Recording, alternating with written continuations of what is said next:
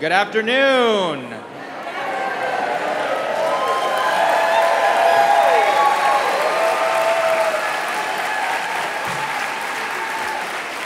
I can tell this is going to be a fun crowd already. So welcome to the People's Climate March, Kansas City version, and I am your host, Manny Abarca. So I'm glad and proud and honored to be here. First, I want to thank the organizers of the People's Climate Movement KC leadership team. So if you wouldn't mind, let's give them a round of applause.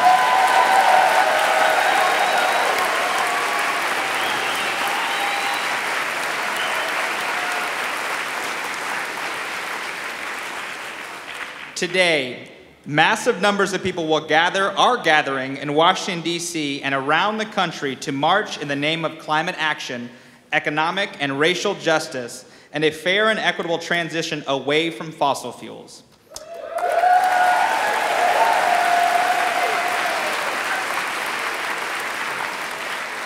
This is the People's Climate March for climate, jobs, and justice. Thank you for being here.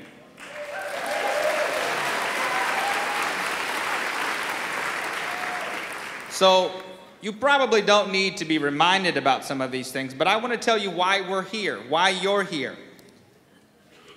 We're here because today marks the administration's 100th day in office. This crowd is great. I love this crowd. You guys should go with me everywhere. So, I wanted to remind you all of some of the things that have been done by this administration so far. On February 7th, the Army Corps of Engineers reverses its previous stance and approves the land access for the Dakota Access Pipeline.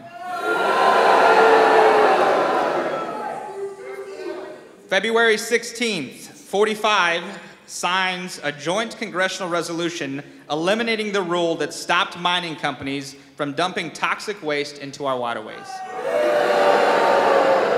You all don't even need to be prompted. This is great.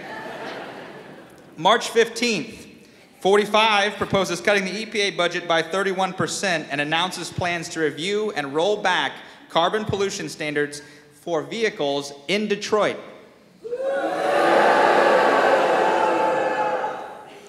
April 3rd, 45 signs into law a rule that prohibited the hunting and trapping of wolves while their dens had pups, allowing... Oh, he didn't stop there.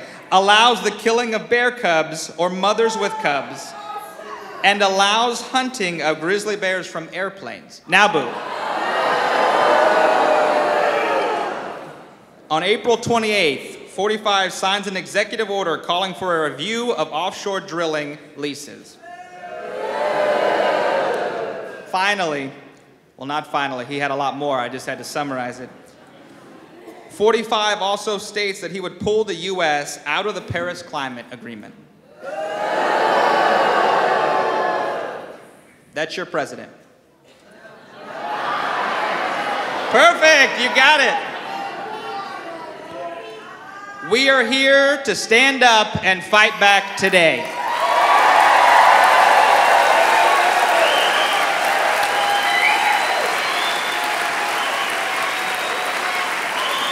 I sense a chant coming on.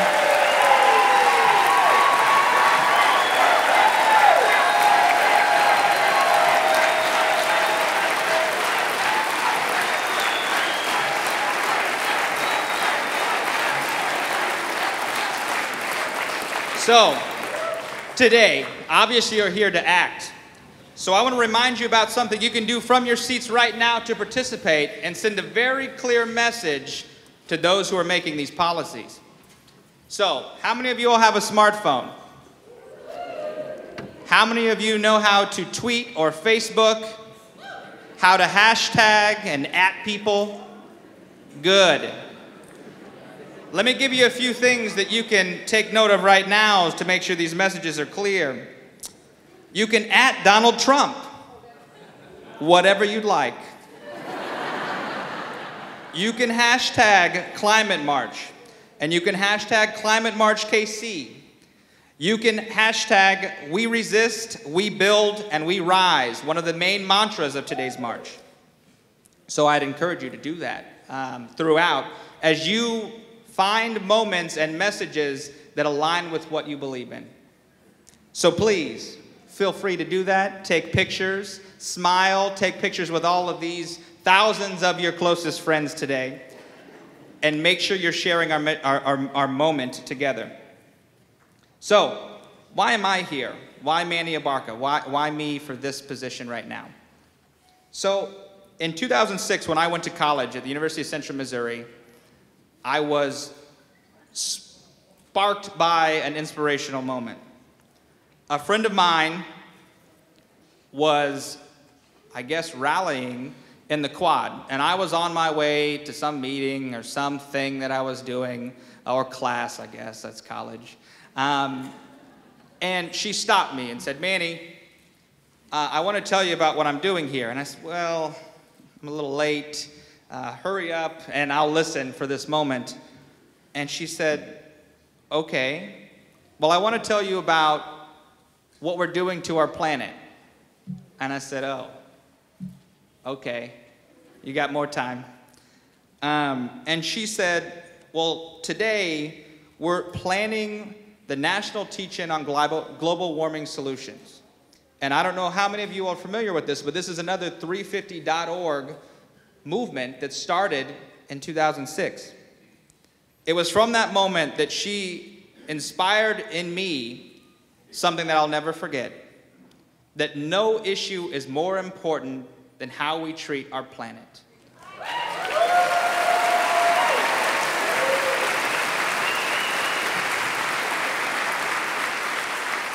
There is not one thing that is more important than our planet.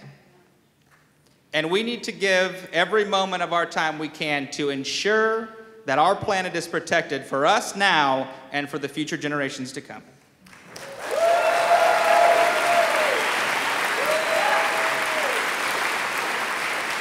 So, let's kick off this amazing lineup of speakers that we have here today. And the first person that we're going to invite up is Bob Berkebile. Bob is an architect and green builder. He is a leader and founder of the sustainable design movement, not only in Kansas City, but across the country. He has been instrumental in the creation of the American Institute for Architects National Committee on the Environment and the U.S. Green Building Council and LEED rating system. Please give a round of applause for Bob Berkebile.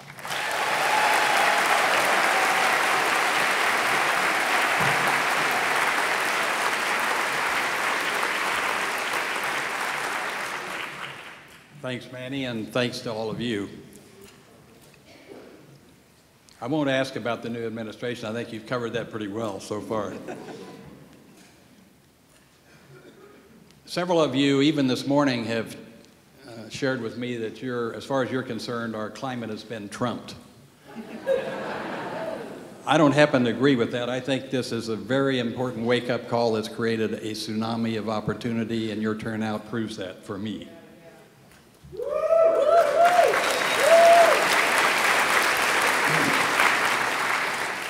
I'm not going to share the science that was last Saturday. What I will share is a little history and my belief that the future of our children is in your capable hands at a time that some have called the final human experiment. A half-century ago, Bucky Fuller changed my thinking when he said, Bob, every decision you make has either a positive or negative impact on Spaceship Earth, no exceptions.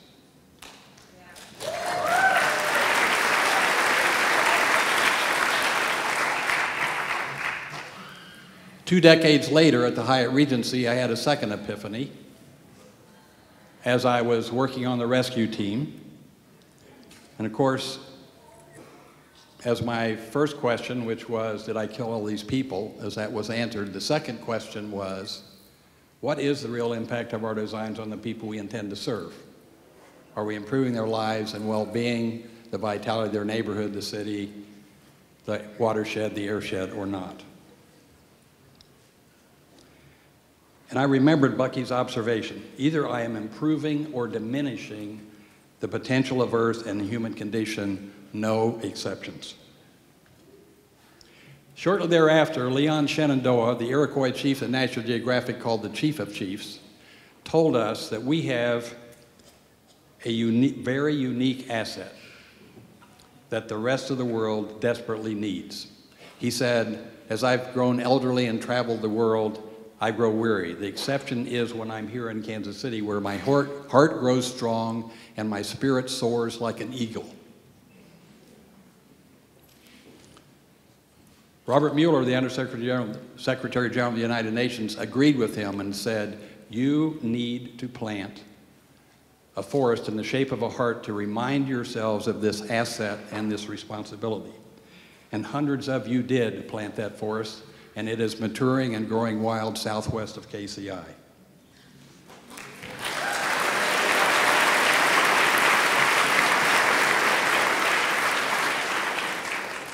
"25 years ago, the American Institute of Architects, EPA, scientists, ecologists, and thousands of volunteers joined us to help answer the questions that arose from the Hyatt tragedy. And as a result of your work and spirit, the American Institute of Architects Committee on the Environment, the U.S. Green Building Council and its LEED rating system, and the Living Building Challenge were born. About that time, Bob Mann founded Bridging the Gap, one of the country's best environmental education and advocates in the country.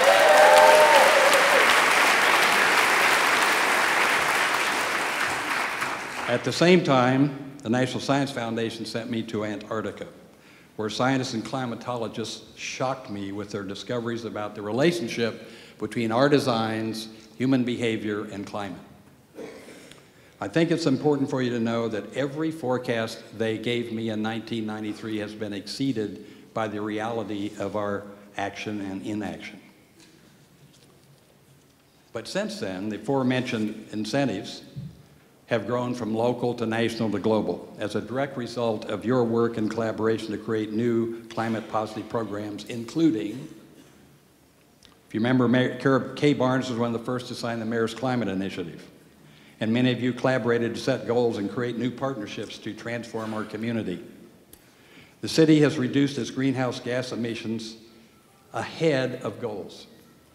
The target was 20% for 2015, and we reached 25% in 2013.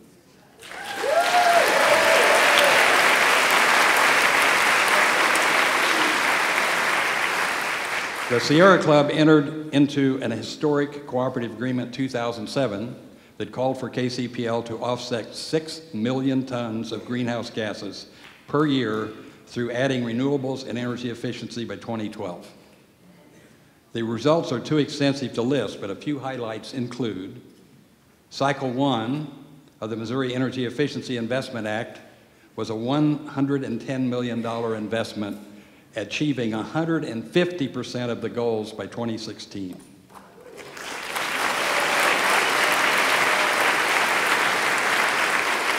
Cycle 2 is now underway and promotes broader participation, including low-income families. The renewables portfolio, both wind and solar, has increased significantly in Kansas and Missouri. The decision to stop burning coal at 3 power plants was announced in 2015. Yeah.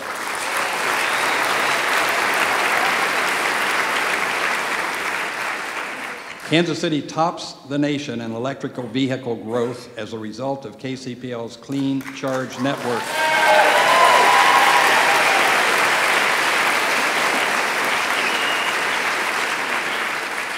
With a 1,463% increase since 2015.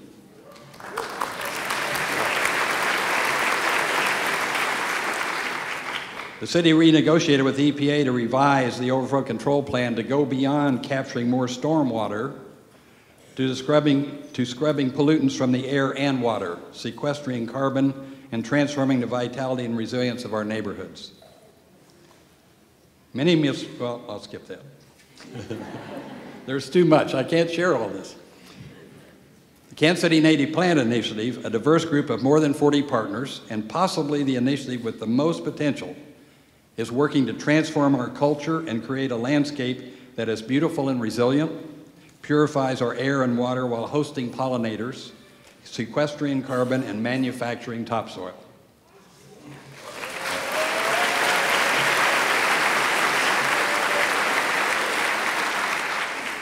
These are all very impressive results, and there are more, but America is watching. So congratulations and thank you.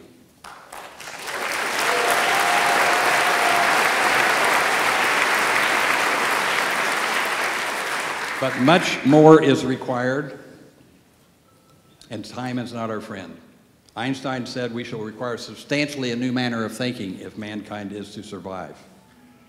I challenge each of you today to begin a new thinking. Think handprints are positive impacts that we create rather than footprints are negative impact. And combine that with your unique heart spirit to create a loving, generative culture of global significance. And I encourage you to share your best idea and commitment with someone before you leave this rally. I'll start. This bison jerky is created by our friends at Pine Ridge. It consists of only bison and cranberries, a natural preservative, no other additives. And it restores land, creates jobs in the Pine Ridge Reservation, and is great taste and is served at Whole Foods. This is the best. Long Root Ale is a partnership of the Land Institute in Salina, Kansas. Yep. Patagonia Provisions and a brewery in Portland. And if you read the label on the back, it explains the importance of the work at the Land Institute and that Kernza, a perennial wheat developed by West Jackson, is what gives this a unique taste. It goes on to explain that Kernza also pulls carbon out of the atmosphere and stores it in the deep roots and the soil. They apologize, they say, you don't get carbon credits, but it's a damn good beer.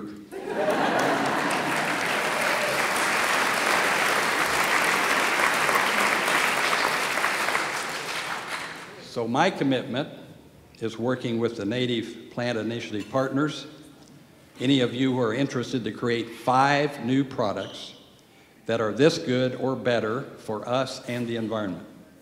And if there's any interest out there among you in cleaning up and lighting the heart forest with renewable energy, I think it's time, and I would be delighted to help refresh that powerful symbol.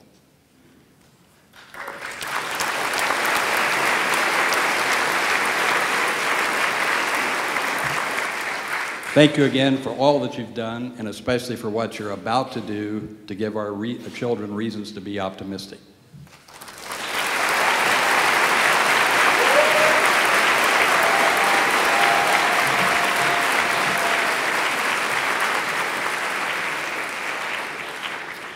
Thank you, Bob, for reminding us about our responsibility to take action and ensure that the future of this planet continues. So, as in a good MC, I've already made a mistake. So I would be remiss if I didn't tell you about a couple opportunities for you. First, the JOCO Move On organization is in our lobby, and if they're in the audience at the moment, please raise your hands. But they are here registering people to vote. And so if you need to change your address, to register to vote, no judgment, they are here to do that for you. In addition, and I was told to make sure that I show you all this, there are shirts available, like this fine one right here, for $20 donations out front. And we have many left, so please take advantage of that. At this moment, I want to take an opportunity to bring us all together as we welcome Rachel and Matt Wilson to sing America the Beautiful.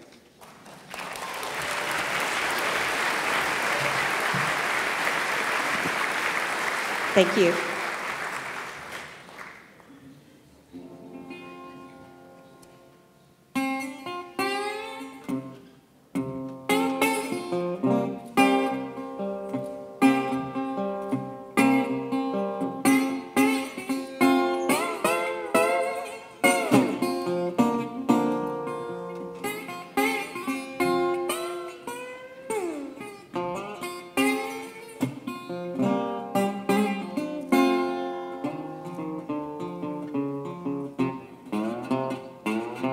Oh, beautiful, for spacious skies, for ever waves of rain, for purple mountain majesties, above the fruited plain.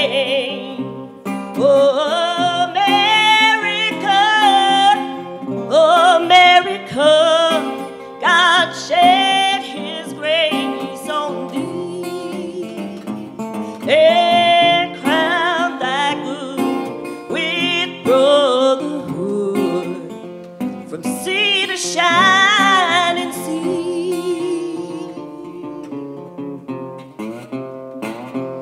Oh, beautiful, for heroes prove in liberating strife, who more than self their country love, and mercy more than life. Oh, America, may God thy gold refine, and all success be nobleness, and every gain divine.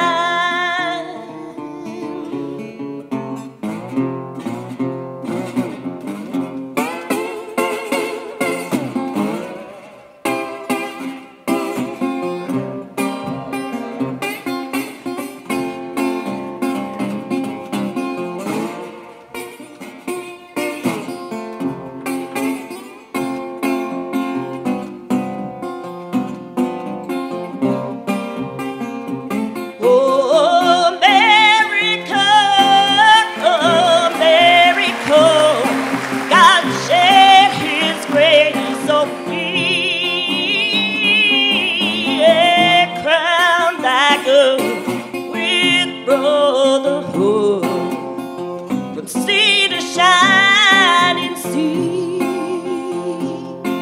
from sea to shining sea.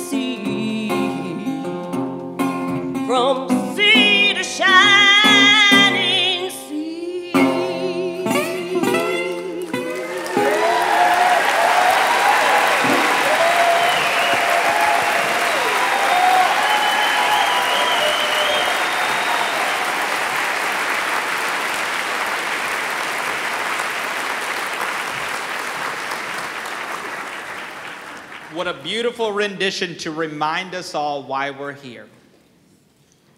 So, to not mess up again, I wanted to remind you all what you should be doing right now, right?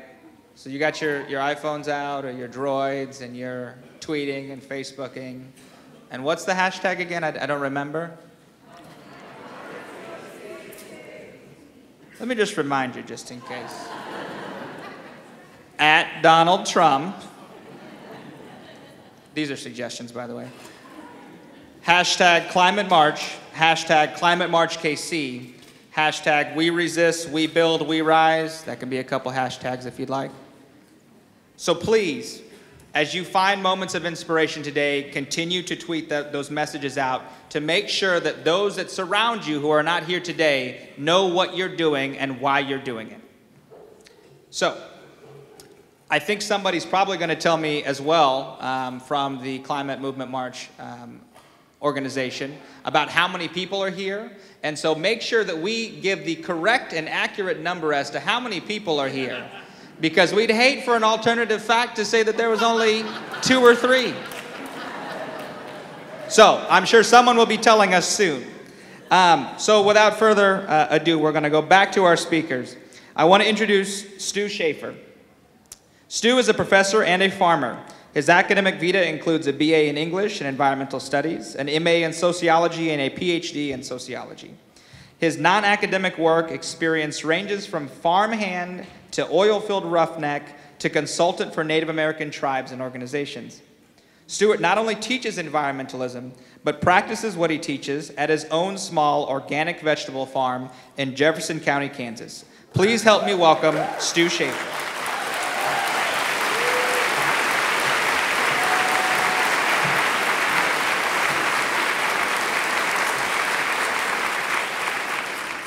Thanks, Manny. Thanks to the organizers. And thanks to all you wonderful people out here for coming out today.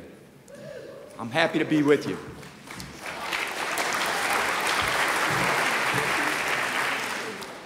Manny said I'm a farmer and a professor. I teach sustainable agriculture. My farm is 30 acres in the beautiful rolling glacial hills of northeast Kansas. I use agroecology and diversified farming methods to raise chickens and 3 acres of vegetables and fruits. The rest of the farm is kept natural. Manage the woodlands and the grasslands to maintain ecological services, as the ecologists like to call it. I like to call it life.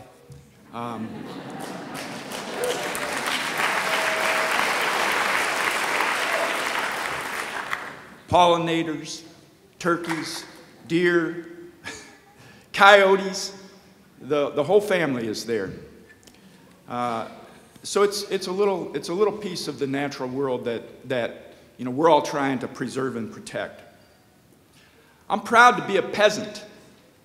Like other peasants worldwide, my goal is to build the ecological health of the soil and the land and leave it as a healthier and more vital living place when I move on.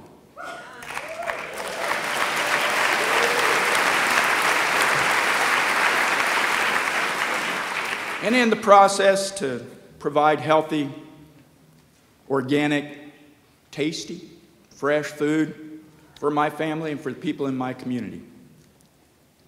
Agroecology sequesters carbon in the soil. That's our goal. The real secret, if there is one, to growing food naturally is to put the carbon back in the soil where we need it. So we're taking carbon out of the atmosphere and putting as much of it back into the living soil as we can. And that carbon feeds the microorganisms and the plants feed the animals, and the plants and animals feed us, and it's one big circle. And that's what we need to build and preserve, not to be pouring poisons into the earth and destroying the life that brought us here.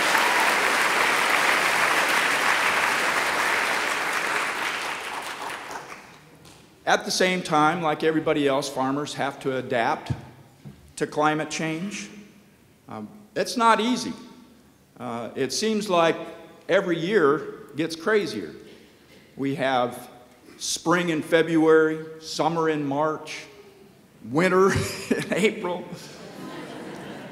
We don't know what to do sometimes. We don't know what to expect. And this has all been predicted by the science. Climate science has let us know that the volatility of the weather patterns are going to increase, and they're increasing. And we're seeing more and more extremes like this weather that we're having now. Rainfall patterns swing from extreme drought to extremely wet years within a year. We have dry seasons, we have dry months followed by extremely wet months. This is what we experience out on the farm. We see it happening. This is real, folks. This is not a theory. This is the reality we're living in.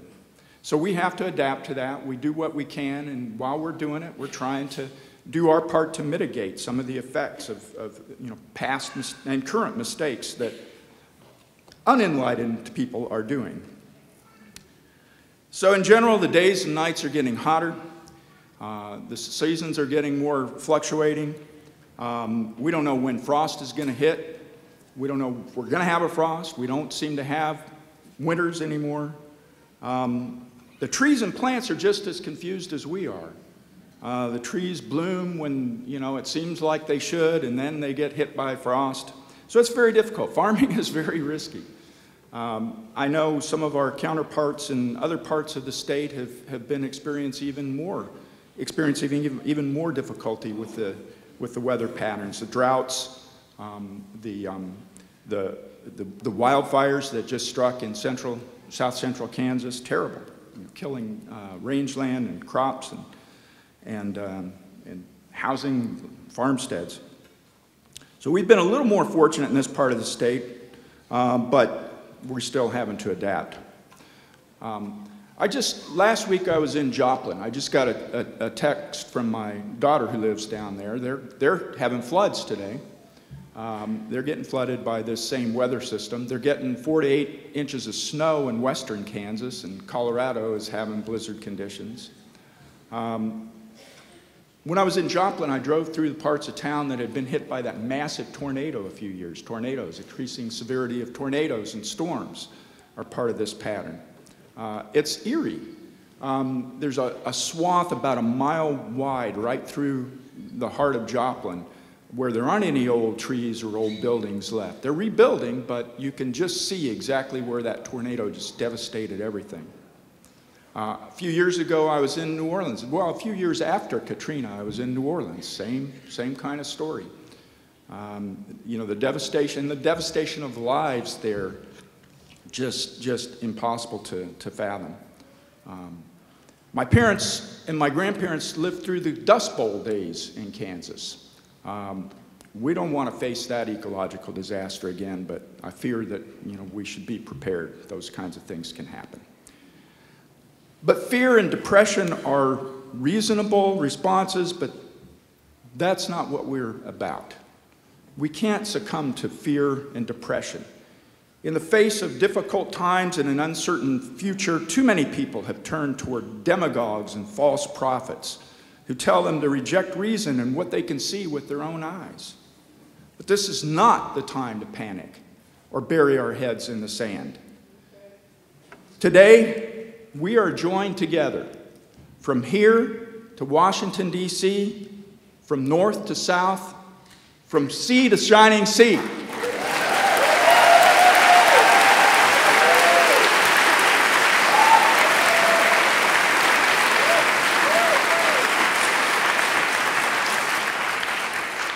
We're here together to say we don't reject the science. We embrace it to show us what we're doing wrong and what we can do better.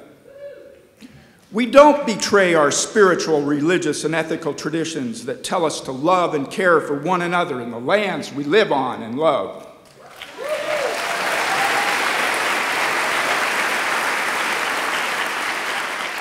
We don't reject the beautiful diversity among us and among the species of the planet.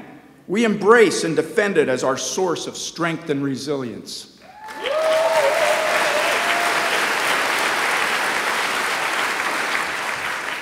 So let's go forward from today and take this spirit and solidarity into the world every day.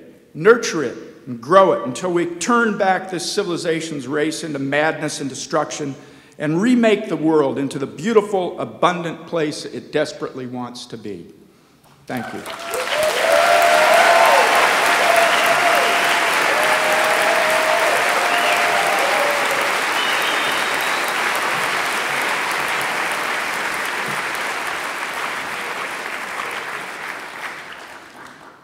So I've made another mistake. It's at real Donald Trump. So just make sure that you get these facts right, though. So over 200 people showed up to march in the rain around the plaza today.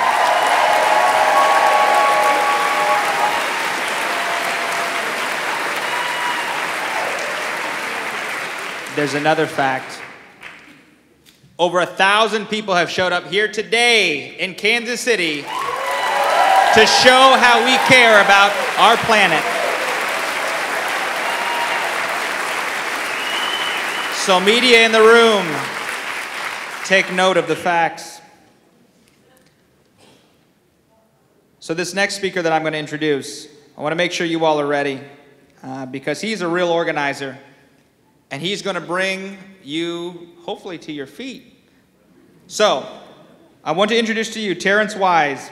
Terrence is a 37-year-old father of 3 who works at McDonald's in Kansas City, where he makes $9 an hour. Terrence began organizing for the Fight for 15 and union rights more than 3 years ago.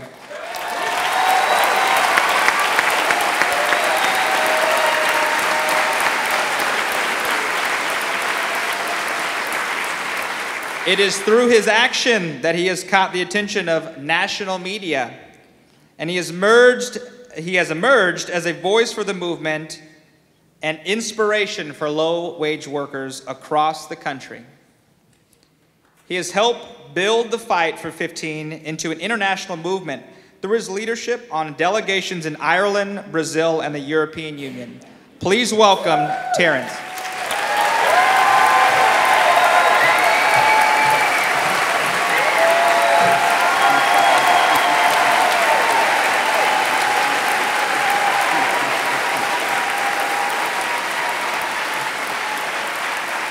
Thank you, thank you, thank you.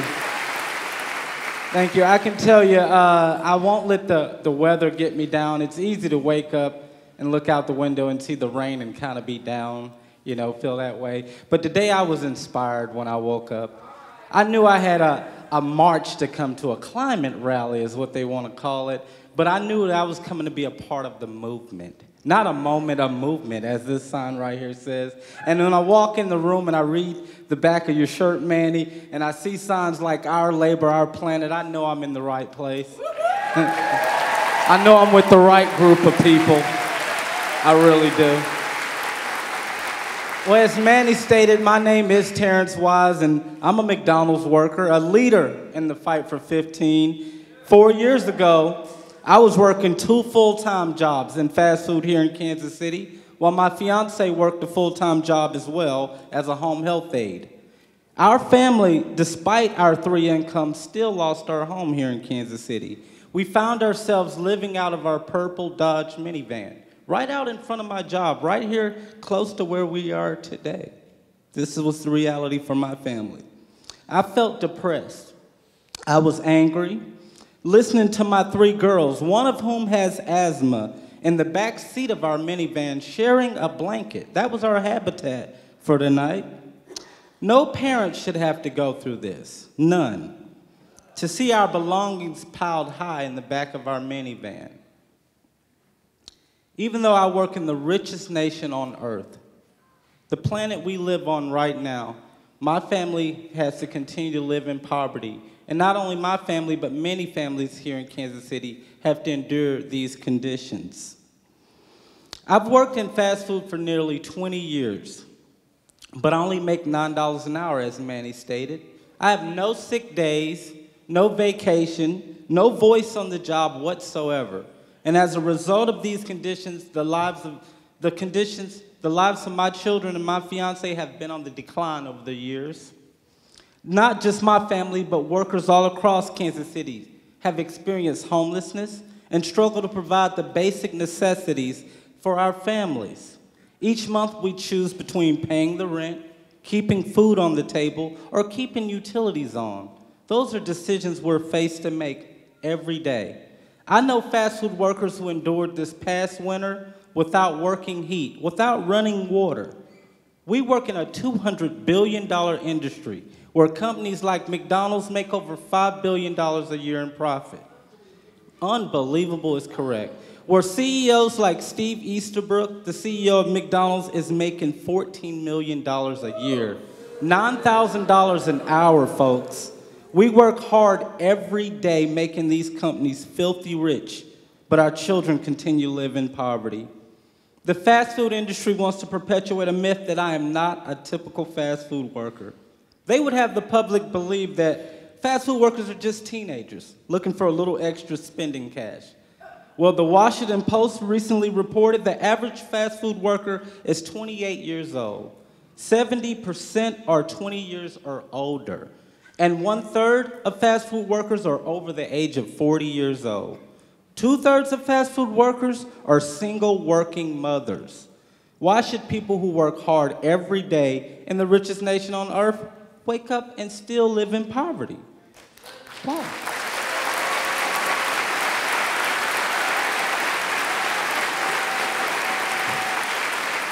Now, I'll tell you, Some people might say, and people do ask, they come up, they say, Terrence, why don't you get a better job? You got a good head on your shoulders, get a better job, Terrence.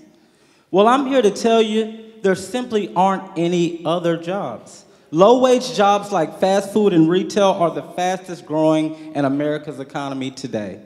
There are 64 million Americans who make less than $15 an hour. It's why fast food workers like me and my co-workers across Kansas City have been organizing to win a union, have been organizing to win $15 an hour.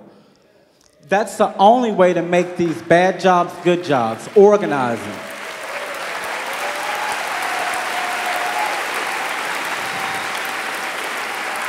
And I just want to let the cat out the bag. That organizing is the way to make our planet a better planet as well, y'all. Don't forget that. Low-wage workers in Kansas City and across the country have been organizing for 4 years now. We've gone on strike 10 times. We've fasted in front of City Hall. We've marched and rallied and shared our stories and spoke out about winning a living wage and a voice on the job. We've been in this fight, and our allies have been right beside us the whole way. And the labor, faith, and civil rights communities have been on the strike lines with us, and the monsoons like you see today, they've been out there with us in the 100-degree heat and sometimes in the snow, standing with us. Our allies in environmental justice community have stood with us as well. The president of the Sierra Club, he stood with fast food workers when we first went on strike because he knows when we are united, we have the strength to win justice for all. While workers like me live in poverty, these billion-dollar companies make record profit, but it's not just the workers that are suffering under these corporate business models. Companies like McDonald's and Walmart treat our environment no better than they treat their employees. They don't. They don't.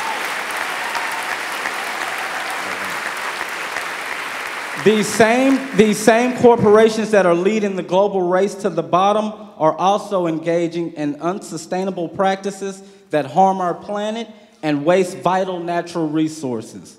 McDonald's, for instance, the second largest employer on the planet. They hurt our climate by clear-cutting the rainforest. They do this to keep up with their packaging needs and to grow the palm oil they use to make their famous McDonald's French fries. They're clear-cutting our rainforest. On one hand, these companies that are fighting to efforts to decrease emissions and regulate industries, and on the other hand, they're attacking unions and workers across the country. In a quest for profits, above all else, the workers and the environment loses. But it's time we start winning, y'all. It is. It's time. We must unite and fight together as we are today. Because as Dr. King once said, injustice anywhere is a threat to justice everywhere. I don't care if you're talking about climate justice, economic justice, racial equality. A threat to justice anywhere is a threat to justice everywhere. It is. Yeah, it is. Yep. Yep. Yep. And I can tell you that line stood out to me because my 3 girls were like, Daddy, where are you going this morning? A climate march? We marched for 15 in a union. I was like, no, baby, we march for justice. Whether it's climate justice, whether it's racial justice, whether it's economic justice, that's why we march, baby. And that's why Daddy's going.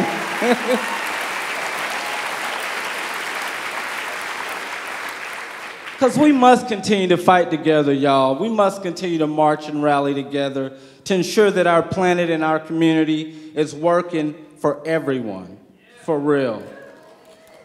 And we invite you all to come out with us. I can see the flyer in your hand, the yellow one you had. There it is. It's a useful tool. I invite you all to come out with us on Monday, May 1st for our May Day rally in March. It'll be at 5 p.m. at 12th and Wyandotte to fight for an economy that works for us all. Because when we organize and build our strength in numbers, y'all, we have the power to win climate justice. We have the power to win racial and economic equality as well. But we have to build our strength in numbers. We really do.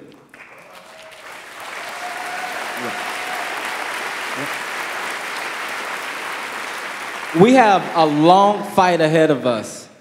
I won't sugarcoat it. It's a long fight. We have a long fight ahead of us. I know it won't be easy, especially with this administration, for real. And its attacks on working people and science and climate justice, and its attacks on democratic ideals. It will be a long fight, but it's a fight we need to win.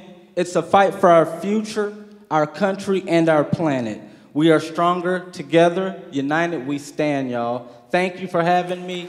Thank you. Keep the hope alive. Keep fighting.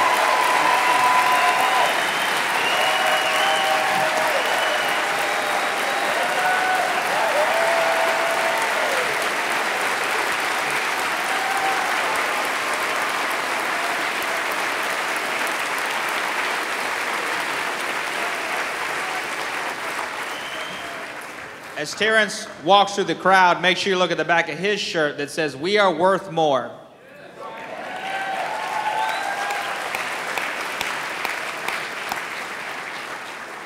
Next, I want to introduce Margaret May.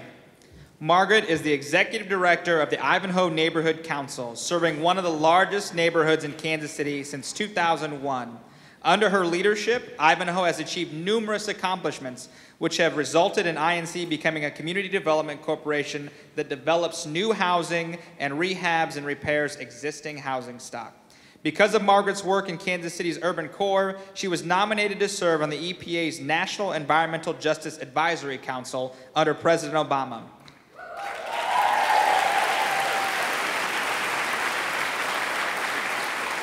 I must make mention that I believe that council is gone now under the new administration.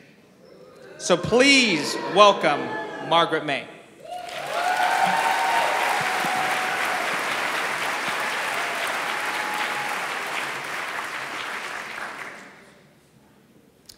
As has been stated, I have worked for the past 15 years in the Ivanhoe neighborhood. It's a center city neighborhood that is rebounding from more than 30 years of disinvestment. The neighborhood was originally formed back in the 1890s by German immigrants, and it was fully built out by the 1930s. And in the mid-1950s in Kansas City, when the schools were integrated, almost overnight, the all-white neighborhood became an all African-American and Hispanic neighborhood with just a very few number of whites still living there. The neighborhood remained vibrant until the 1980s when the crack cocaine epidemic hit. And also it was influenced by the change in the demographics by affirmative action and the more affluent African-Americans moving out of the neighborhood. Back in 1997, a young couple, Alan and Yolanda Young, who were new to the neighborhood, realized that they had 6 drug houses, illegal drug houses on their block. They organized a prayer vigil with help from people from their church, and they literally sang and prayed in front of each one of those drug houses. And very powerful prayer story. Within a month's time, all of those drug houses, all those dealers moved rather than have that kind of attention.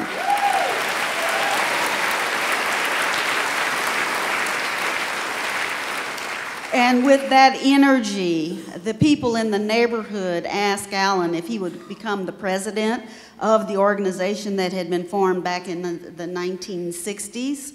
He agreed to do so, and the hardworking grassroots people in that neighborhood started doing the things to bring the neighborhood back.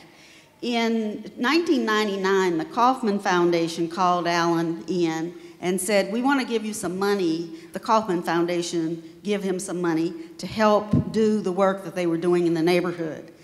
Alan is a very honest young man with lots of integrity, and he says, I can't take your money because we don't have a plan. And without a plan, we can't be accountable. Kaufman Foundation then got the KU work group to come and work with the neighborhood. And in a 6-month time period, they developed a strategic plan.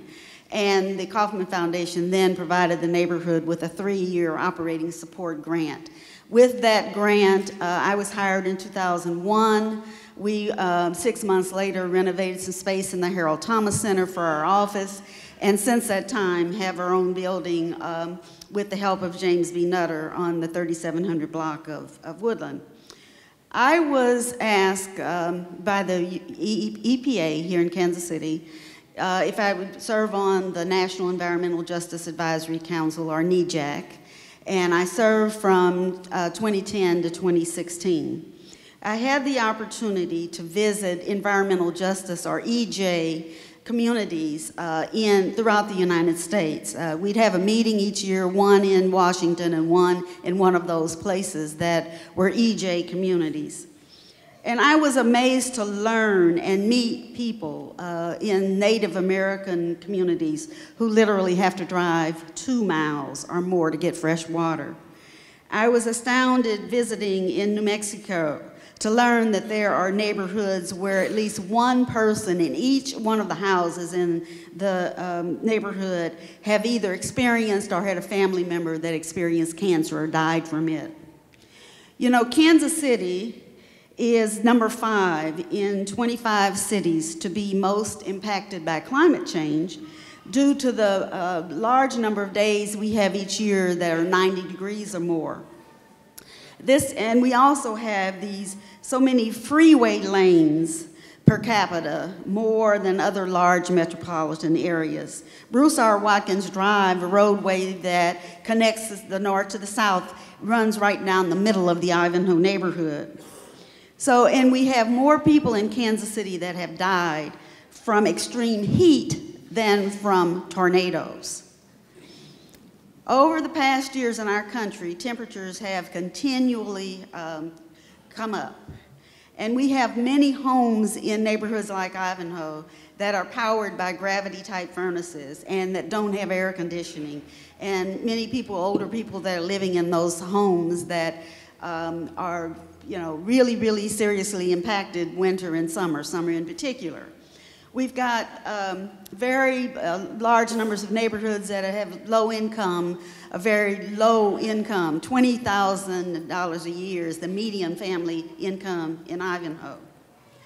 And most of the EJ communities in Kansas City and across the United States are predominantly communities where most of the people that live there are African American or Latino, Hispanic, people of color.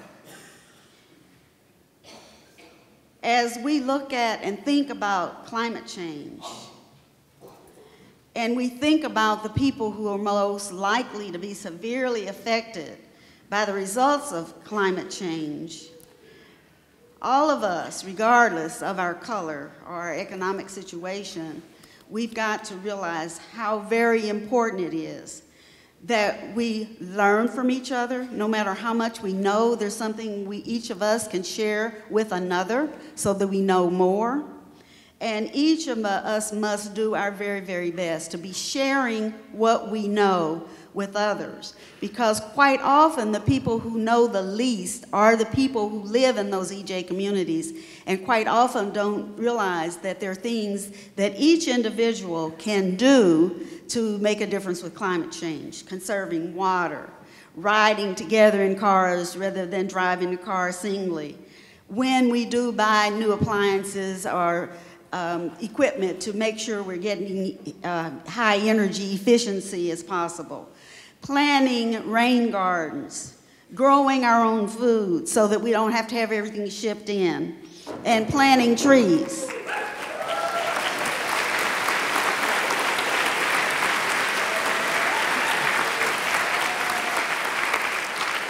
Those are just some simple things that each one of us can do, and if we're not able to do, at least tell others about, which I think can make a difference and affect or slow down climate change. Thank you.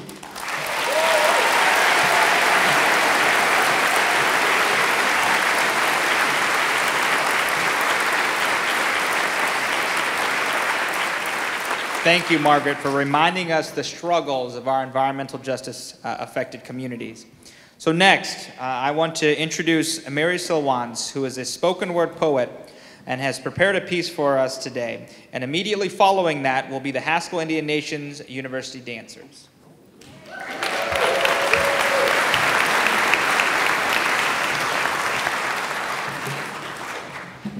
I'm going to be walking around, so I won't be in your way.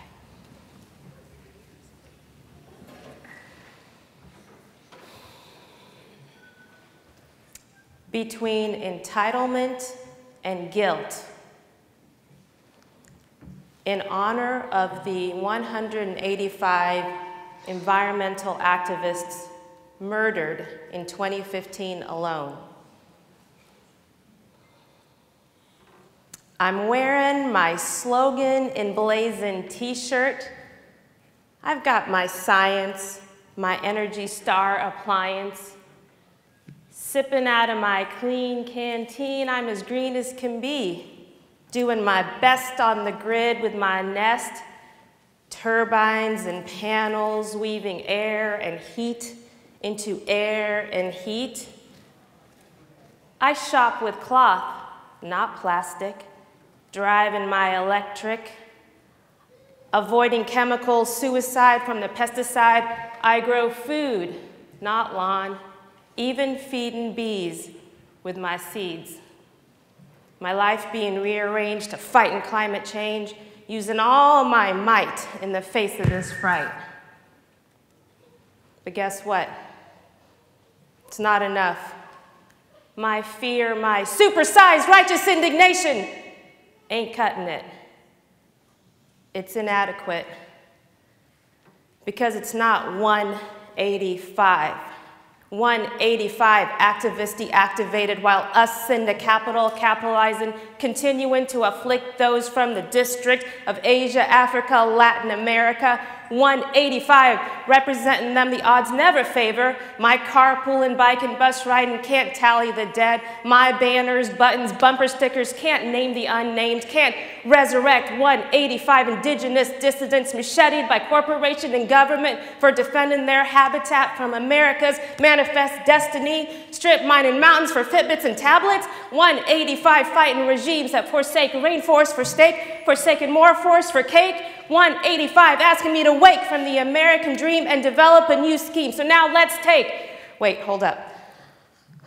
We've done enough taking. Let's give. You got a sec? You got a sec? How about 185? How about giving 185 for pondering the violence hidden by our screens, deaf to the world screams? 185 seconds for considering the cancer of consumption at the heart of our planet and people's destruction. You ready? Now we're giving 185 seconds of silence for 185 Earth leaders with hearts unbeating.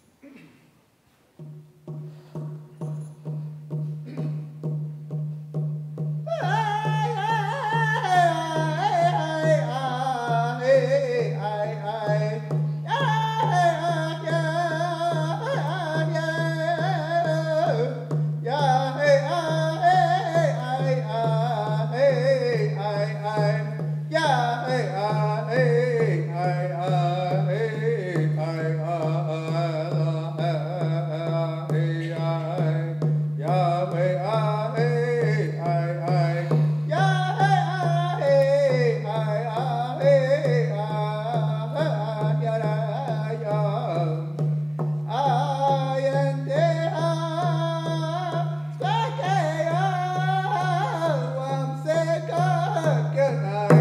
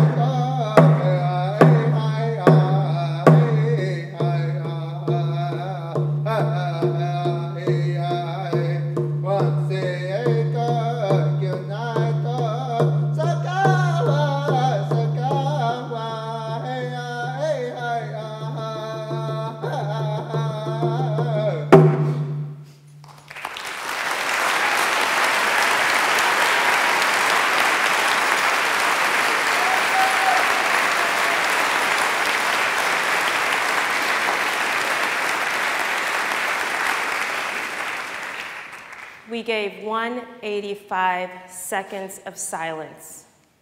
1 second for each hero who said no more to business as usual, who said no more by spilling blood cells, not syllables.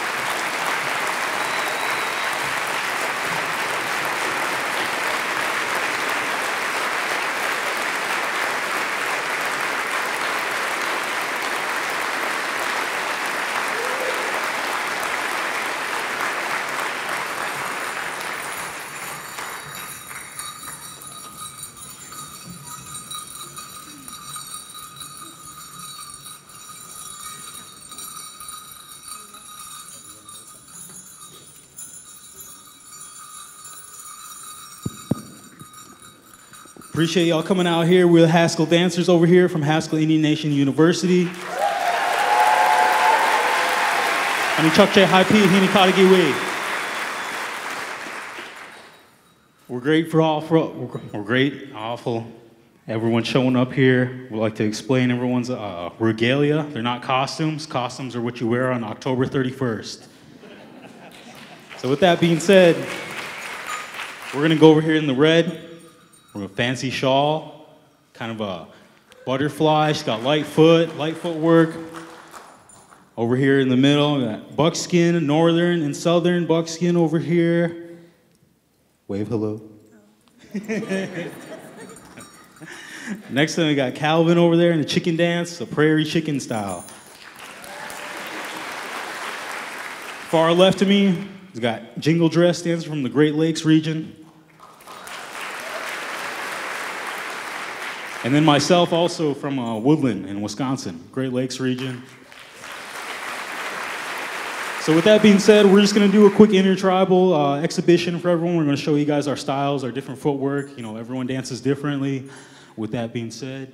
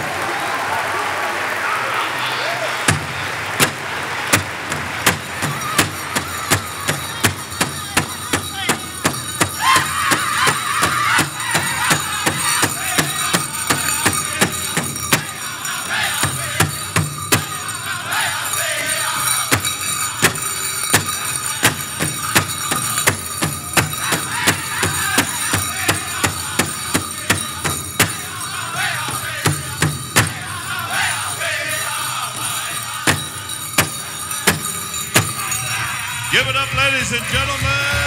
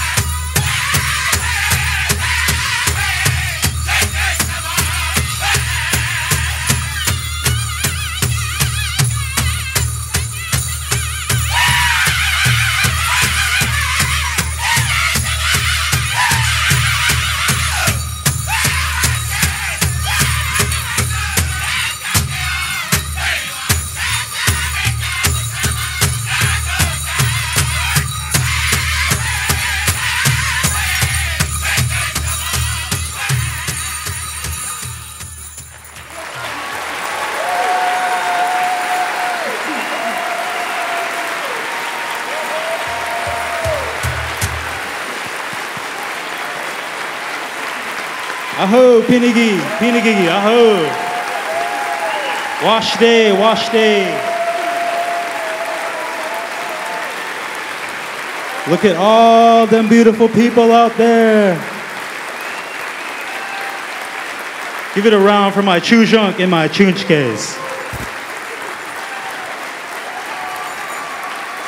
Well, I'm really glad y'all enjoyed that. You know, it's something that we like to do since we're real little. You know, we always like to dance, makes us feel good. It's just something that brings us up, you know, just something that makes us feel good. With that being said, I'd like to thank each and every one of you for your time. Thank you for watching us, and I hope you liked it. Thank you very much. Pinigigi. Let's give a final thank you to the Haskell Indian Nation University dancers. and as they bring the podium back up, I'm going to speak from the piano, I guess. I want to take this opportunity to thank Mary for her beautiful poem, and want to take the time to acknowledge the artists who need recognition for the banners that are hanging.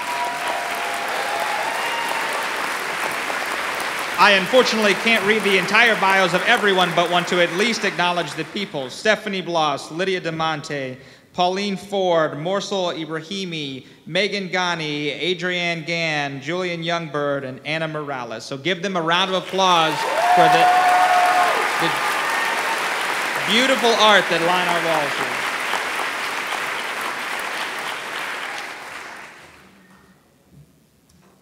It's me again. Well, hey there. So, have you all been tweeting? Have you all been Facebooking? Has anyone commented yet? Oh, then you should share some more. Obviously, that's what needs to happen. So next, I want to bring up John Reyna. John is a member of the Lakota Dakota Standing Rock Sioux tribe.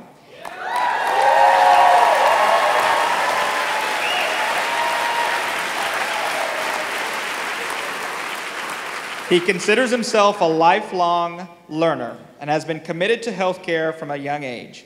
He began his dedication to social justice and prayerful action almost 40 years ago as a participant of the Run for Freedom and the Longest Walk. Reyna was raised in both the urban and reservation setting and has been actively engaged as a Missouri River water protector in opposition to the Dakota Access Pipeline. Please welcome John.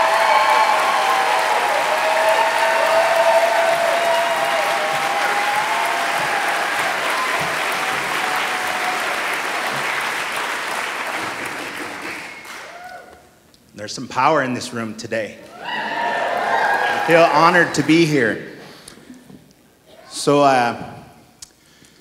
in Lakota tradition, most oftentimes when you would talk to the people, you would use your language. And oftentimes as a young person, you would apologize to your elders for not, for speaking in front of them when they had more experience in their life. And today, I'm in a group where it isn't probably appropriate for me to speak Lakota, but I do know that I owe my elders, but even more so, my nieces and nephews, particularly my youngest nephews, because they do speak Lakota, and they are working at that.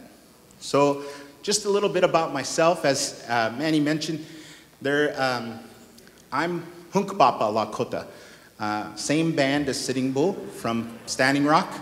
I grew up in the community called Akichita Haska, which is Long Soldier.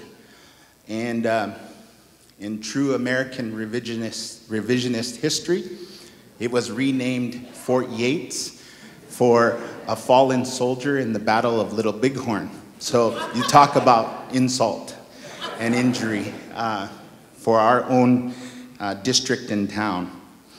So my place on this day is to talk to you about indigenous rights.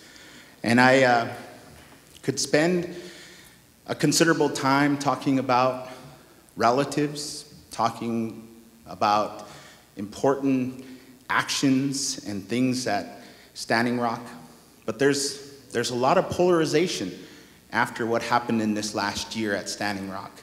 There were a lot of hard feelings. There's a lot of people out there with PTSD. So I chose a different strategy. I chose a different approach, and I just wanted to beg your patience while I do that. So what are we really talking about here? For us, we're talking about this Western Hemisphere, right? And we're talking about, what about this Western Hemisphere? We're talking just about human actions and the impact of those actions. But even more so, what are we impacting? How has that happened, and why has it happened? It happened because there was a clash of cultures. We all had history taught to us from grade school, middle school, high school, and they told us the high points, right? The high points. We usually don't talk about our dirty laundry, or we talk about the tragedies or any of those uncomfortable truths.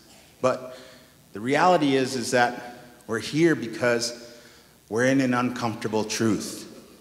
And the thing about it is that it's economically driven, has been from the inception of the United States of America, has been from the European contact to the indigenous peoples here on the Western Hemisphere. And what I mean by that is that there was a system, there was an economic system that was already in play, and you all learned about it, just as I did. It was called mercantilism. It was evolved to a place where it was the molasses triangle. There was human trade for goods and things, and that continues. Only today we renamed it. You know, we want to say, is it the Trans-Pacific Partnership? Or is it NAFTA? Or is it some other trade mechanism? Whether we're for it or whether we're against it. The truth, the uncomfortable truth, is that mercantilism is alive and well, and there are industries and there are decisions being made that are impacting humans and our ecosystem and our creation and our creatures. So the thing about it is, the difference of the inhabitants, my people, my ancestors, we were at a survival subsistence culture. And if there's any economics professors in the crowd, they'll tell you it evolves from survival subsistence. We learned about feudalism, then we ended up at mercantilism. But the reality is that we all know, as individuals, as families, as we listen to the gentleman talk about labor and a fair living, we're all survival subsistence. Collectively, we work as something different, but in the end, it really is true that as families and individuals, we're at a survival subsistence level. So some of these things that may help you understand a little bit about this perspective from the indigenous people, from my tribe in particular. I can't speak for all tribes. The thing that strikes me most is that when you talk about trade, when you talk about fair and just economics, the people of the Western Hemisphere who were already here have really got the raw end of the deal. And we kind of have an awareness now, more so than when I was a kid. When we were young, we had encyclopedias. There was no mass communication or social media. People know the truth much quicker now. And as a result, those of you in this last year may have realized Standing Rock exists. Standing Rock is a place, and they made a stand.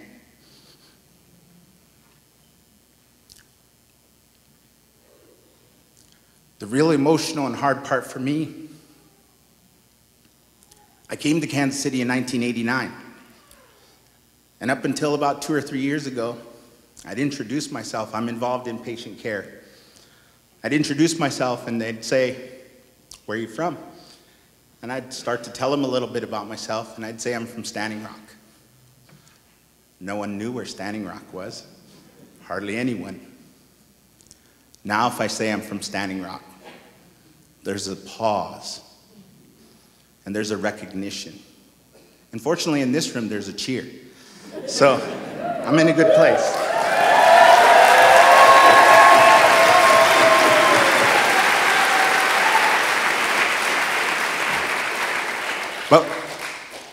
But why Standing Rock is so important and why I feel honored is that I get to tell you a little something else, and that is there were good people too that came in that European contact. That's evident from this room. There were good people that were at Standing Rock who were not the indigenous people. There were white people, there were brown people, there were people from every walk that stood along with my tribe, along with my family members. And I know for myself, I wouldn't be up here talking if there wasn't a voice at the river who came when I went to pray, and that's John Kerman. He has been a voice in Kansas City for some time.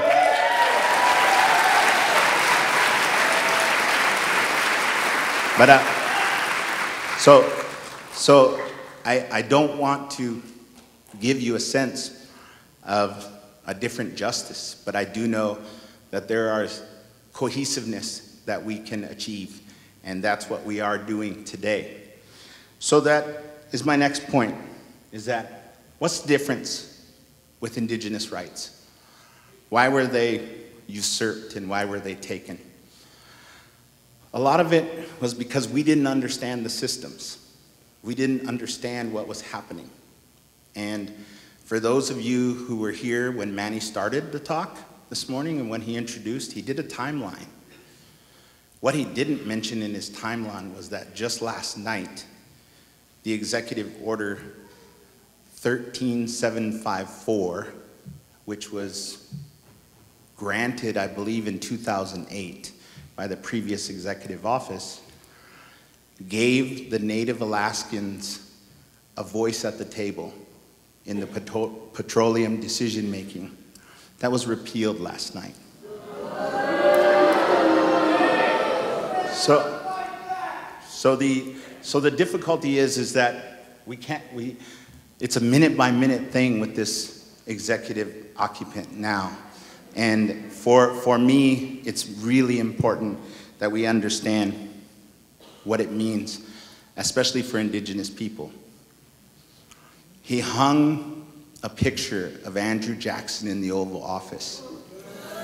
And for me, the thing is that for those of you who did learn history, you know that there was an Indian Removal Act, and that previous president was responsible for the largest number of deaths prior to 9/11.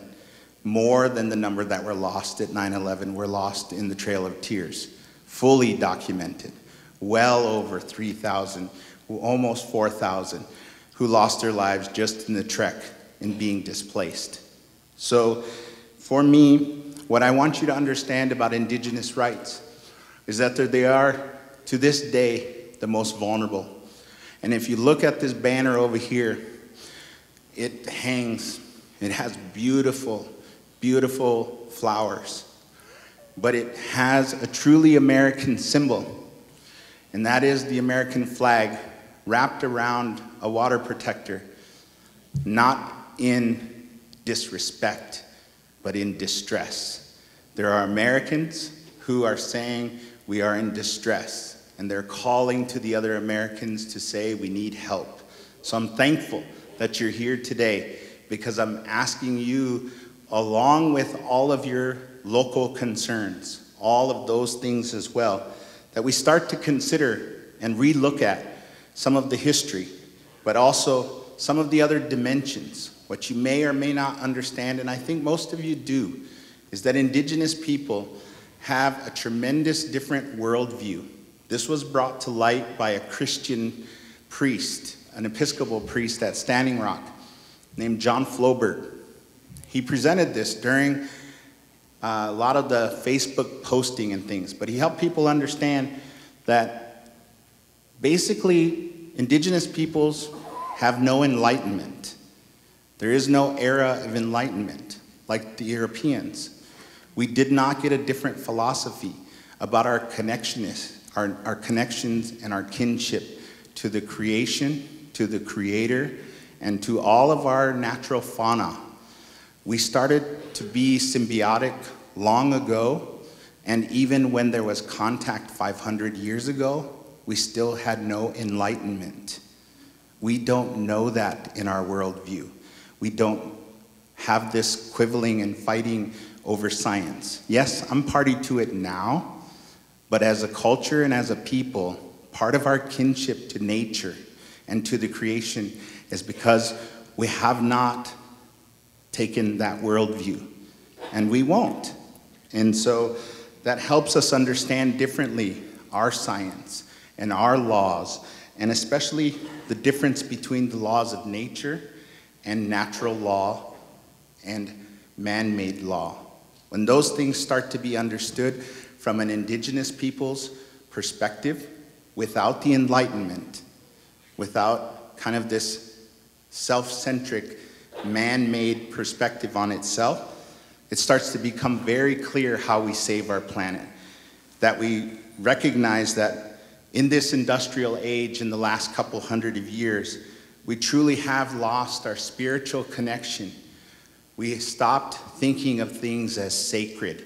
We stopped thinking of every flower, every person, every movement, every effort, every rise in the morning had a purpose, and it was connected in a way that we understood that it was prayerful and that the kinship existed. And so for my part today, I just beg that you look at it from the perspective that it doesn't matter what religion, whether you're believer or non-believer, part of what the worldview we have tells us that we are connected that way. So that's what I have for you today. Not so much about Standing Rock, but about being related. One humanity with one creation, one creator that helps us know that we're the stewards and that we're to work together. Thank you.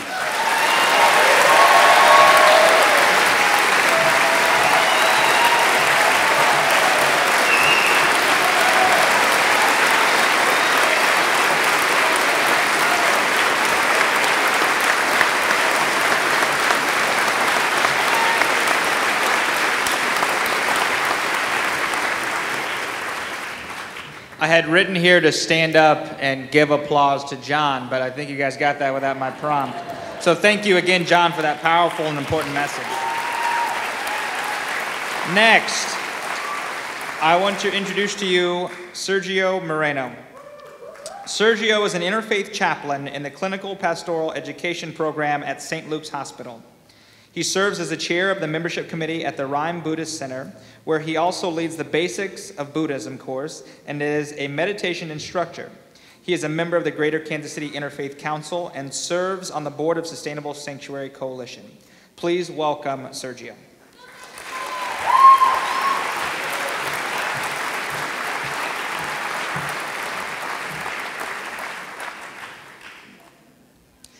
When I heard earlier today about all the things that have happened, some of the things, just a few of the things that have happened in the first 100 days, I was with you in that pain and that despair and also in that anger and that anxiety.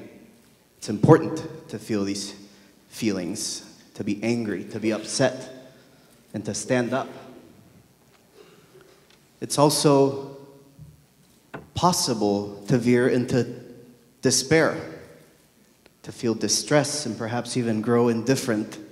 And that's when I'm reminded that I am surrounded by people like you.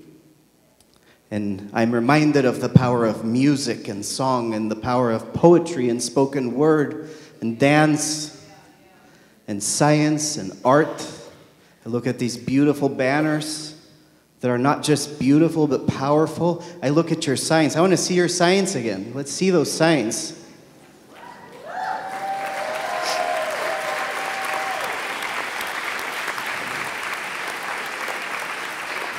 This is the human spirit, and it is the human spirit that creates change for good. It's the same spirit that creates change for bad. We are the ones who are responsible for the mess we're in, and we are the ones that can get ourselves out of this mess.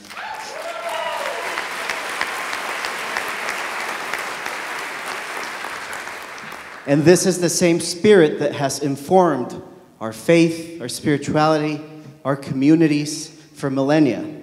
From His Holiness Pope Francis to His Holiness the Dalai Lama, spiritual and religious leaders all around the world from every faith have raised their voices and have sounded the alarm for climate change. There is no time to waste. The time is now. The time was yesterday. Churches, mosques, synagogues, temples, all manner of religious communities have urged their faithful to become involved, to become concerned, to become educated, and to take their part in this environmental responsibility that belongs to all of us. But that's not enough. It's a good start. It's a great start, but it's not enough. It's not enough until people like you and people like me start taking action. This planet, as we've heard, as we know, for the foreseeable future is our only home. The earth is what we have in common. We share it. Whether you're a Christian, a Sikh, Muslim, a Buddhist, an atheist or humanist, maybe even a Pastafarian, it doesn't matter. We don't need to agree on a whole lot to see that we are interconnected. We've heard this theme over and over again. Why do we have people representing so many different areas of life? Because it's all interconnected. We are related. I am because you are. Because what we do here has an effect on what happens there. We are interconnected. It's plain to see. And here's something we don't hear about enough. We've heard about it today, but we don't hear about it enough. And it should be of great concern to people of all faiths and no faith alike. And it is that the poor of the world are the first to feel the devastating effects of climate change. There's no question about that. The more fortunate, the wealthy, the privileged, people like you and me, we can manage a little bit longer. We'll be fine. But it is those who are already more than oppressed, more than burdened, who are the first to suffer the consequences of our communal disregard for our environment. Science has shown this for a very long time. This is a frightening reality, climate change. There's no question about it.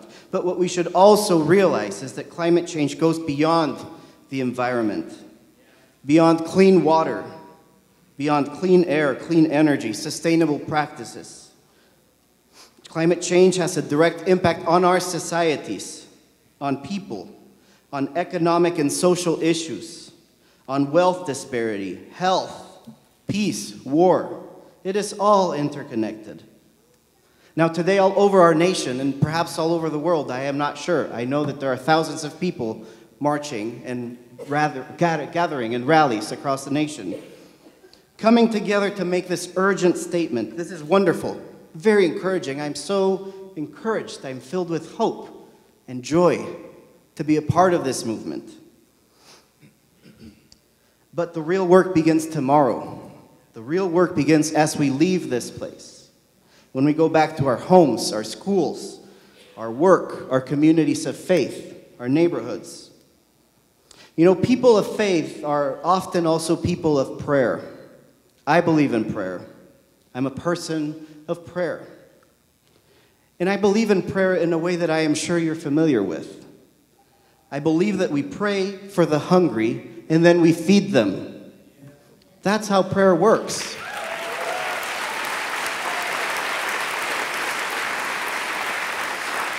I believe that we pray for the environment and then we take action. We effect change.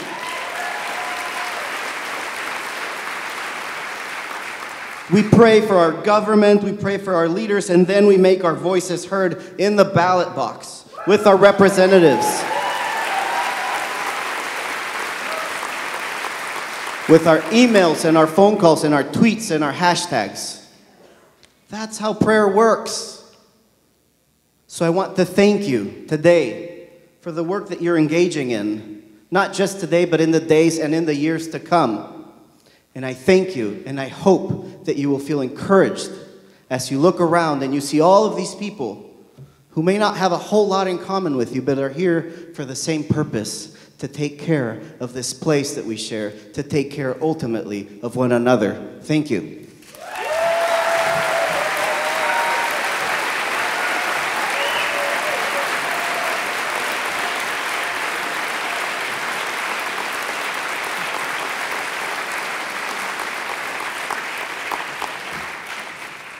So, before our next speaker starts, I want to do an action here real quick.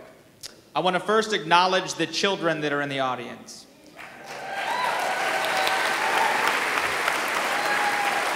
And their parents, and maybe grandparents for bringing them. And what I want to do is invite them up to join us right here on the steps as our speaker is going to come up and to introduce her.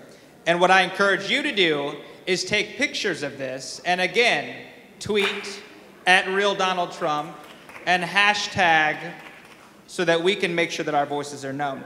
So, Dr. Carissa Stanton is the general pediatrician at the University of Kansas Health System, where she serves as assistant professor in clinical pediatrics. Her training in dietetics and integrative medicine taught her to recognize the significant influence the environment can have on wellness. Her passion is protecting the well-being of children and their families from harmful environmental impacts. She strives to be a voice for the innocent, whose happiness and health is at risk for the profit and greed of a few. So children, please come on stage, I guess, and join Dr. Stanton.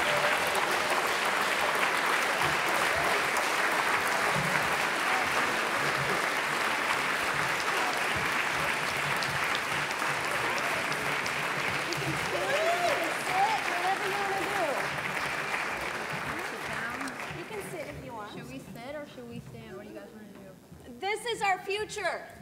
You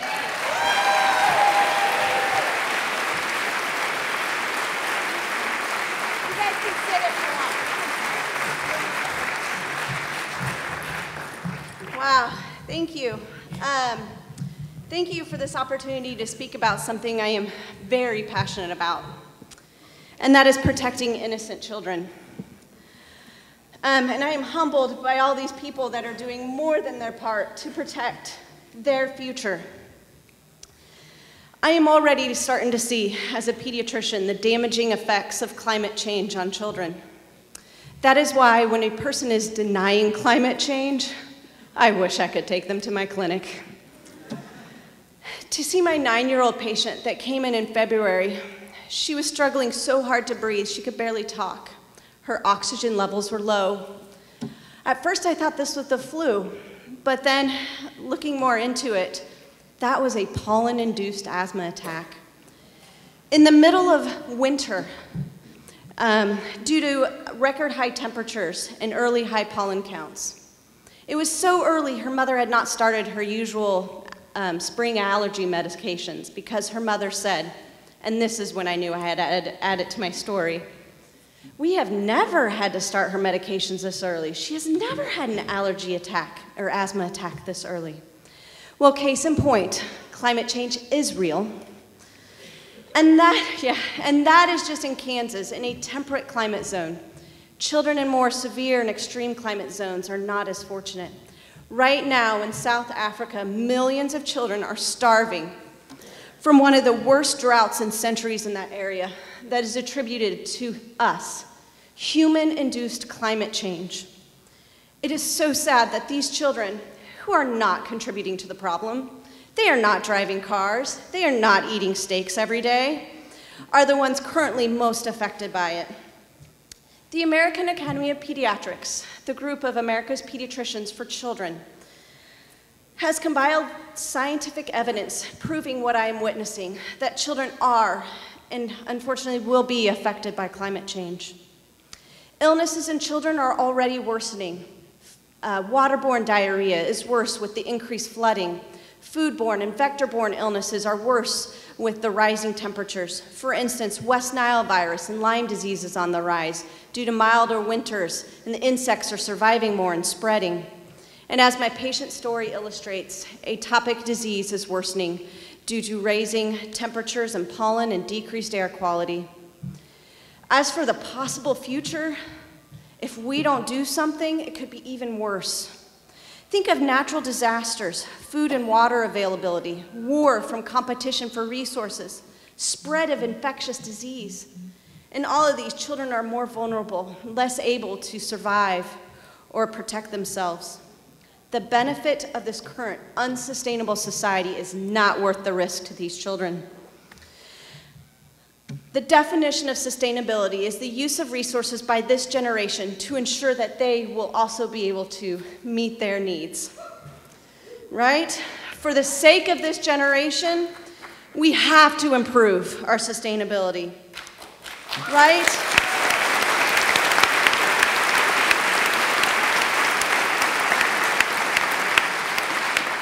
Or I desperately worry and I lose sleep and I think about it all the time, what this children's future will be like.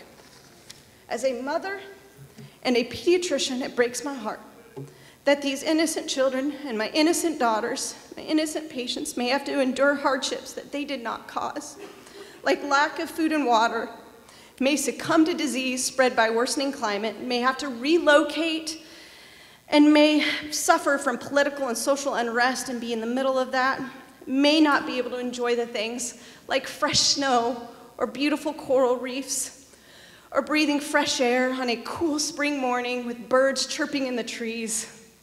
We have been given this one amazing, one in a million planet. Why are we ruining it?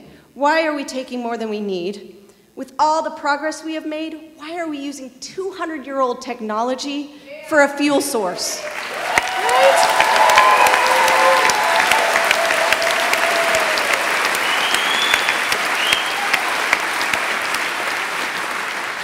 That we now know is ruining our planet and their future.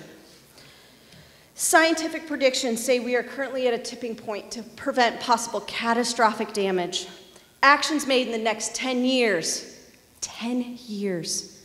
can determine their future, have a profound effect on humans' health and happiness for the next century and beyond. There is hope. And my daughter, she gives me hope every day. She's our mindful one. She found out that consuming less animals was the best way to reduce your carbon input.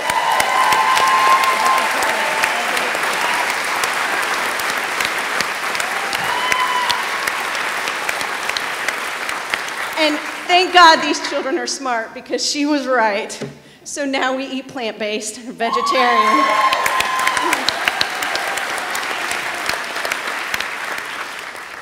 That is why I love children so much. They are born empathetic. They are born innately mindful. I hope more humans are raised to keep that in this society. In closing, I hope I have conveyed that I am already seeing their future worsening and worsening, the diminishing wellness of our children, and as a voice for these children who have no voice, I will do everything I can to help them have a happy and healthy future, and I urge everyone to do the same. To quote the American Academy of Pediatrics policy statement on climate change and these children's health, the state of the world of these children's future is uncertain. Depends on the actions we take now to mitigate climate change. Thank you for all you do. For these children and for the future children, their fate is literally in our hands. Thank you.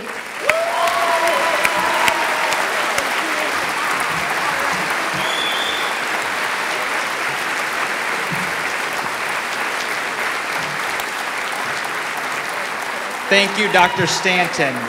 So, as we start to conclude, there's a couple more things I'm going to do.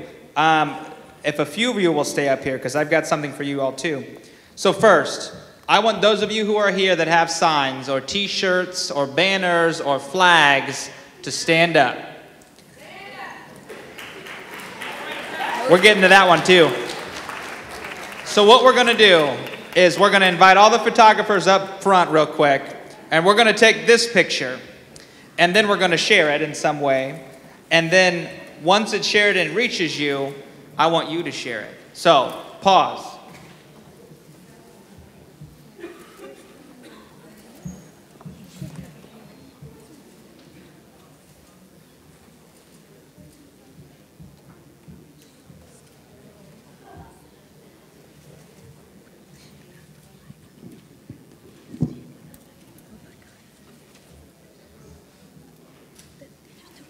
Now, as you stand, I want to remind you what Dr. Stanton just said. 200-year-old technology is what we depend on for energy. Could you imagine having your iPhone for 200 years? I didn't think so. So, I think I'm gonna need some help. Who wants the microphone? I'll take the microphone. Oh, you'll take, oh boy, wait a minute. I'll hold it, you can talk. So we're gonna do this chant, right? Somebody, some time ago, taught us about a chant. And I think it goes, are you fired up? And then you all say, perfect. So maybe a couple of you come up here real quick. You're gonna help me lead this. Come on. So, we're gonna have to ask this question together, okay, ready? Who wants the mic? Should I hold it or no? You guys come here. All right, together. Ask, are you fired up? Are you fired up? Are you fired up? Are you fired up? Are you fired up? Are you fired up?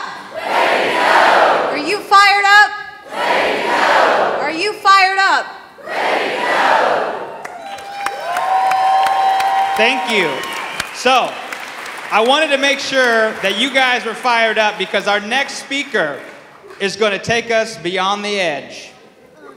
So, Davis Hammet is the president of Loud Light, an organization fostering a culture of citizen participation and resistance in the state of Kansas. He's been an activist since age 10 when he attempted to shut down a Burger King for animal rights abuses. At 14, much like some of the children who just came on stage, he was a certified green building inspector in his home state of Florida. And while attending university, he organized his community around transitioning to renewable energy. Without further ado, Davis, please take the stage.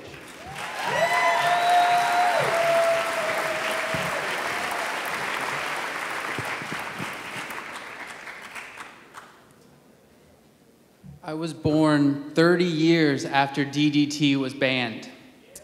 Yet that chemical entered my body through my mother's breast milk. And every single one of us here today has DDT in their body. Like so many pollutants, we played a dangerous game and now toxins are part of our reality. I did not consent to this, none of us did. It is an attack on our liberty.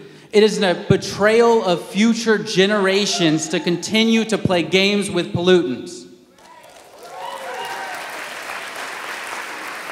When DDT was first being restricted, where do you think they continued to spray it? Whenever we banned it in the United States, where did we continue to sell it? We sprayed it in poor communities of color. We sold it in South America and Africa.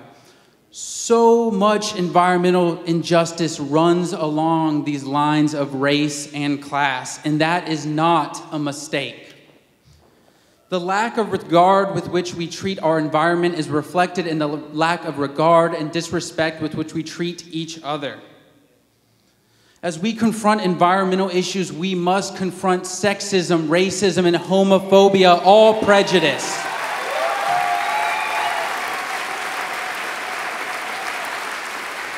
The continued dumping of toxic waste into poor, vulnerable communities is a crime against humanity, and that crime is only made possible through our arbitrary divisions, willful ignorance, and social segregation. As we embrace the responsibility of confronting climate change, we must ask ourselves who benefits from the status quo and who will benefit from the transition. Will it go to an elite few, as has been the case, where greedy individuals with more power than nations gained more and more money and power, or will we give this new power to those that have been most exploited? Will we lift up the systemically oppressed with opportunity, use this moment to eradicate poverty, to invest in healthcare and quality of life, to create and shape, make that better world which we all know is possible, which is the reason we are here today.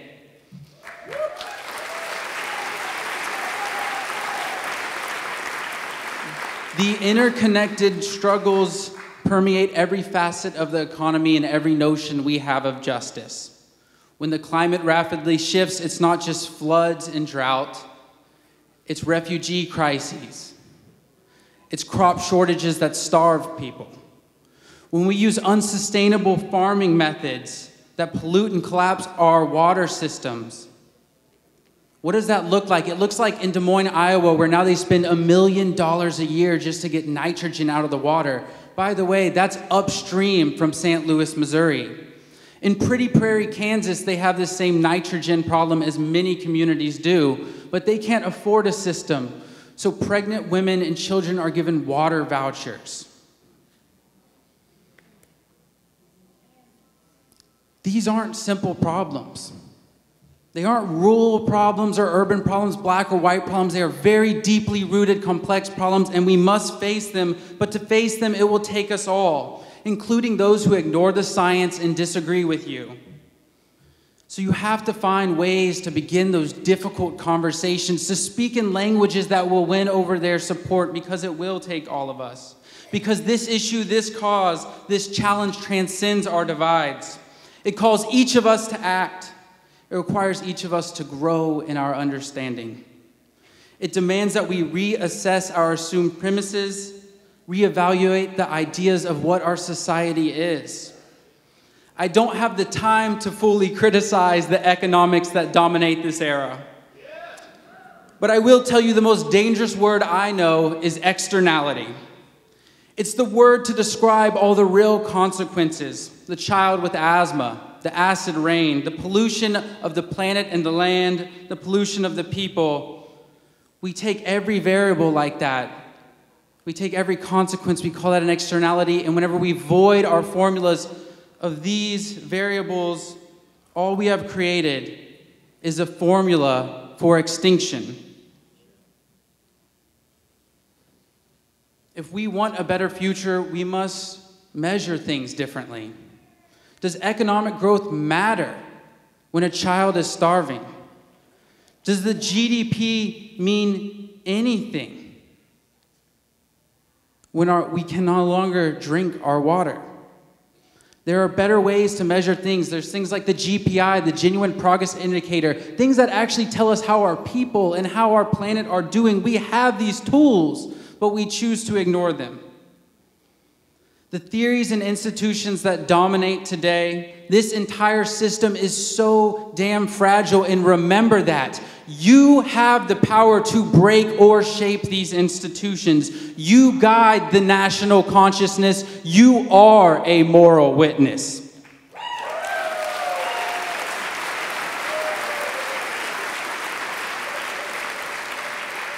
I believe in a grand vision of justice for people and planet, but we need immediate relief for those struggling today.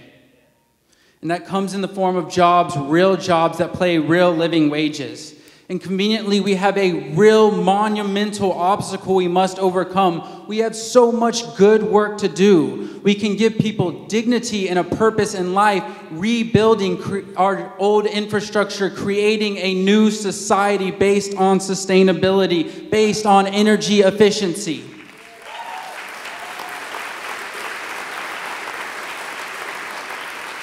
The psychopathic pursuit of hoarded wealth is not a given. The predominance of greed is a symptom of a failed system. If you are sincere about dealing with climate change, you must be prepared to rethink everything about our society. That's not easy. I don't really understand it either. But I do know in the beginning this earth was our womb. Today it is our home, and tomorrow it will be our tomb. It is the most sacred possession that we are stewards to. There is no truer or more crucial undertaking in our short time on this planet than to secure it for future generations. This inevitable task, the tipping point of what we must do, has come. The moment is now. The people of the prairie lands are acutely aware of the delicate balance we have in this world. The great plowing brought us the Dust Bowl, And so too, we are beginning to reap the consequences of short-sighted gains. But this land is also the place of barn raisings, where entire communities came together for the monumental task of lifting up a barn frame, something that no single family could do, and they expected nothing in return. They had a social responsibility to each other, and they lived up to it. And just like raising a barn, we cannot achieve our goals without every single one of us. It won't come from a corporation, it sure as hell won't come from a politician. The future we need comes from you, the person next to you, and next to them, from all of us respected and represented in a society that embraces our diversity, throws down the challenge, and rises to the occasion.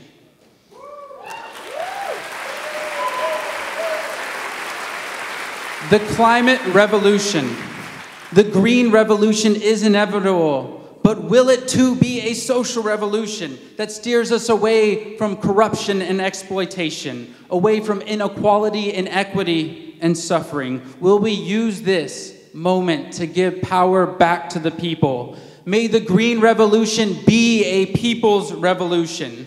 May the people of the prairie again raise more hell than corn.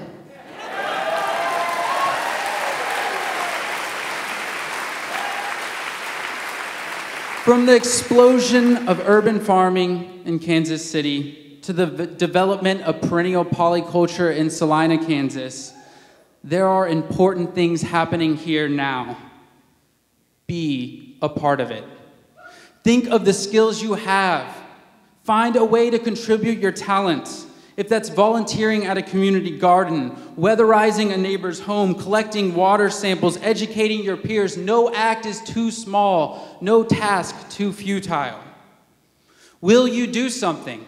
Yes. Will you do something? Yes. Will you show up every chance you get to defend your planet? Yes. Will you use your civic power? Will you register everyone around you to vote? And will you show up to make sure that no politician that denies climate change ever has the honor of calling themselves your representative? Will you use your civic power?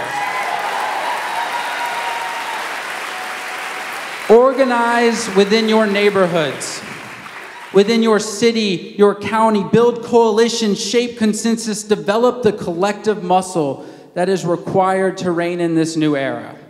Learn new ideas and new ways of communicating them. Cultivate friendships centered in justice. Know that your power, your potential only stops where you decide it stops. I'm often asked why I have so much hope. Every day, I change the things I can. And I remember that there are thousands of people changing their communities for the better every day, and I will never know their names or the tasks they did, but I know it's happening.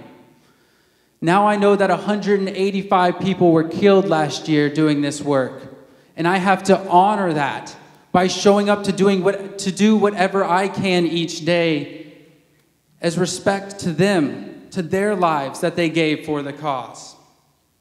I have a great hope in this place, in you, in us, in a movement for climate justice and jobs for people and planet, a movement to mend our shared home, to decide our shared future.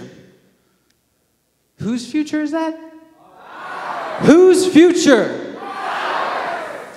If you get only one thing today, I want it to be you knowing how powerful you are, of how much is possible through you, of how much we can, nay, how much we must accomplish in our short term on this earth for future generations.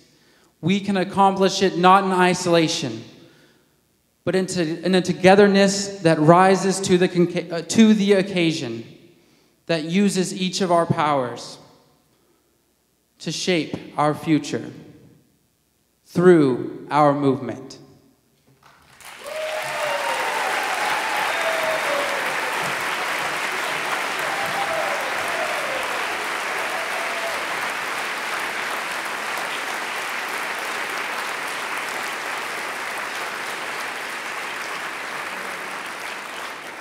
Davis reminds me of a moment in my political science classwork that a professor told me that you have unlimited power as an individual until you let someone take it away from you. So, speaking about power, let me give you some more facts. 375 marches around the world like this one have happened today.